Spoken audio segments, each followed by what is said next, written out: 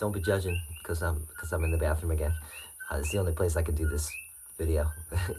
So, and if you are judging me, then why are you even watching this video? No, I'm kidding. Lesson 52. We're all on the path of non-judgment. Non-judgment day will soon be at hand, I'm sure.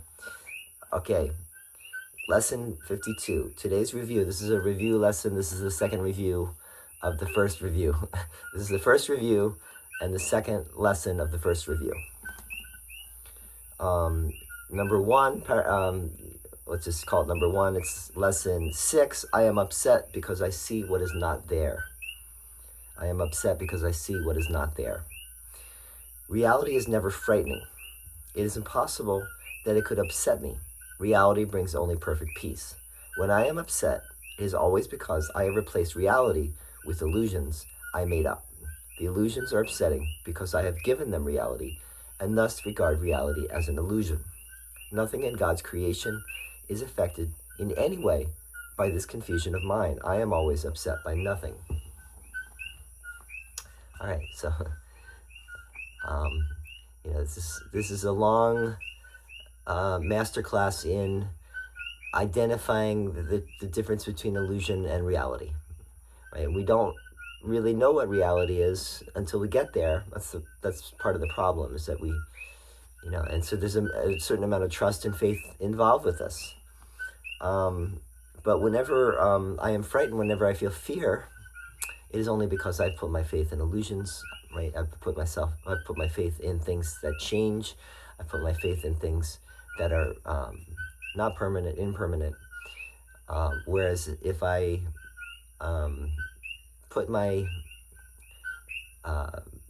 connected my mind more and more with the Holy Spirit's thought system, I would feel less and less frightened. I would feel less and less fearful. I would be experiencing less and less fear in my daily life, until the point where I go beyond fear completely.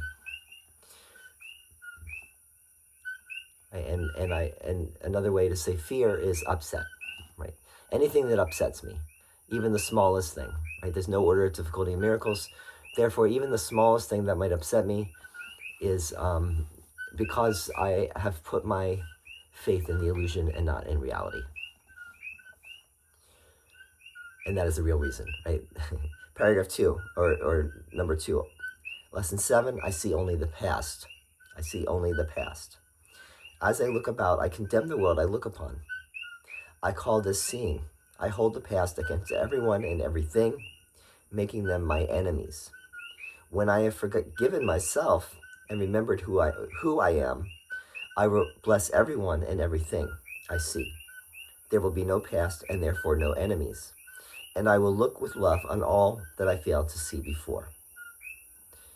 Right? So we hold our brother to the past. We see our brothers in terms of the past. And you can see how this works. Like, take your own family members, right?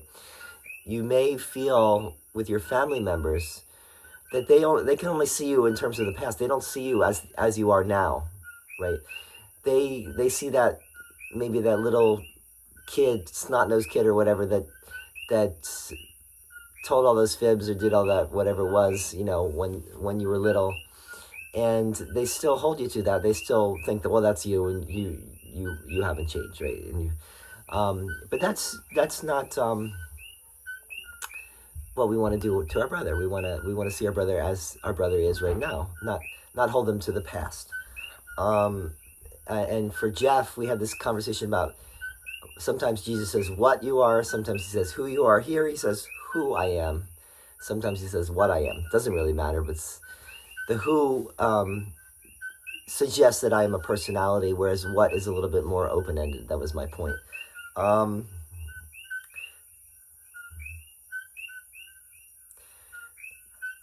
Now, it's interesting. We can apply this also maybe to what's happening in the world of politics, but also just more generally, is there's the word, that people are bandying about and talking about a lot is consequences and accountability. do we need to hold people accountable, and should there be consequences for things that they did in the past? Maybe they're a different person now, and can we hold something against them that they did in the past? Most people would say yes if people were harmed. Yes, and then there needs to be, quote unquote, justice for those who were harmed. So this is a little different. How you see your brother is different than how you might act. For example, I could see you as totally whole and the loving son that you are, the self that you are, and still there might there might need to be consequences for what you did in the past. It's a question of how do you individually deal with that, and how do we as a society deal with that in a loving way versus a condemning way. Is there a way to do it? I think there definitely is, but it's a matter of what we bring to it, right? If we bring the mind in alignment with the Holy Spirit, then we will treat everyone lovingly without condemnation, even if they did something wrong that they need to be, there needs to be some accountability. Then we could still deal with that situation in a loving, non-condemnatory, non-judging way. Hope that made sense. All right, paragraph 3. Paragraph 3, number 8. Lesson 8, my mind is preoccupied with past thoughts. I see only my own thoughts, and my mind is preoccupied with the past. What then can I what then can I see as it is? Let me remember that I look on the past to prevent the present from drawing on my mind. Let me understand that I'm trying to use time against God. Let me learn to give the past away, realizing that in so doing, I'm giving up nothing. So, in a way, whenever we side with the ego, whenever we follow the ego's thought system, remember the ego's thought system, one of its key tricks or tools that it uses in its arsenal to keep us in the illusion is time and space. So if we hold on to the past, we are basically following the ego's thought system and not the Holy Spirit's, because the Holy Spirit ultimately sees only the eternal now, right? The eternal present, in which there is no past, there is no time. And when we follow the ego, what we do is we block the memory of God. We block the memory of our true nature, our true self, and we basically walk around without a spiritual connection. Well, we still may be on the path of spirituality, but we may not get fully to the goal of the path as long as we are holding on to thoughts which are not in keeping with the Holy Spirit's thought system, right? And time is a big one. Time, holding on to the past, holding on to our past. When I think about my past and I think of how my life has been a mess and nothing has worked it out, and here I am, and this old now, and I still haven't gotten it together, and what's the point of it all? And that's all egoic thinking that is very depressing and will just bring you down if you entertain it or give it any credence. It will, you will suffer as a result. I had something more to say, but I'll probably come back to it. 4, lesson 9, I see nothing as it is now. If I see nothing as it is now, it can truly be said that I see nothing. I can see only what is now. The choice is not whether to see the past or the present. The choice is merely whether to see or not. What I have chosen to see has cost me vision. Now I would choose again that I may see. So when we look with the body's eyes and we see a world that witnesses to separation, that witnesses to other bodies and other brothers other separate interests, separate lives, separate interests. No one really knows me. I don't know anyone else. We're all, ships on the sea, right? We're all atoms in the void, just spinning around in separation. If I see separation basically in any way, I'm not seeing truly, and I'm not really seeing. I'm seeing Jesus saying, he goes even so far as to say, you're seeing nothing, right? You're seeing, because meaninglessness is nothingness. Something that is devoid of meaning is nothing. So where this is ultimately takes us is that the ego and the ego thought system is nothing, right? It's meaningless, nothingness. It's, as Shakespeare said, it's a tempest in a teacup. It's a madman raving, I forget the line, signifying nothing.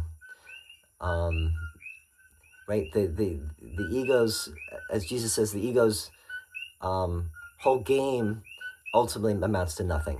It won't take you anywhere. You'll be spinning in circles. You'll be looking for the truth, or what its version of the truth, but you will not find it, right? You will find only the ego, wherever you look within the ego thought system. But there is another thought system. There is an alternative, and that alternative is still there in our mind as well. We just have not been following it as much, because the ego, as Jesus said recently in the text, the ego always speaks first. The ego is the loudest. So we tend not to listen to the voice, that still small voice of the Holy Spirit within our, you might say, in our heart, that is ever shining the light and reminding us of our true nature, of our true self. But all it takes is a little bit of just a shift in perception to now see according to the Holy Spirit's thought system versus the ego's thought system. Paragraph 5, number 10. My thoughts do not mean anything. Right. So that was what I was just saying. If they're nothing, they don't mean anything. Your thoughts about nothing don't mean anything. I have no private thoughts, yet it is only private thoughts of which I am aware. What can these thoughts mean? They do not exist, and so mean nothing. Yet my mind is part of creation and part of its creator. Would I not rather join the thinking of the universe than to obscure all that is really mine with my pitiful and meaningless, quote, private, unquote, thoughts? Right, and this is something Jesus said, that there are no private thoughts in reality, because the ego's thoughts are nothing. They're meaningless. So there are no private thoughts, even though we might think we have private thoughts. We have thoughts that are not shared by others, but those thoughts are nothing. Those thoughts are meaningless in reality. If they're meaningless in reality, they're meaningless now as well, right?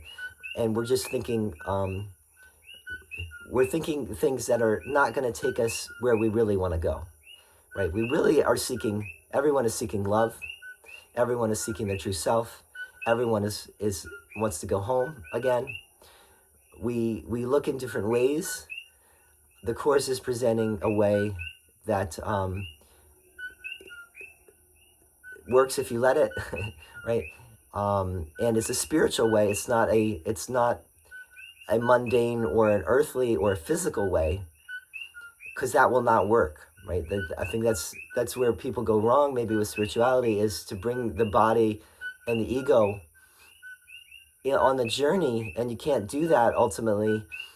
And Jesus is presenting this alternative thought system, which is really the true thought system of God, which will bring us back if we let it, if we're open to it, and if we just say, I above all else, I want to see. That lesson is coming. So anyway, that's it for this one. I hope this is a little bit helpful.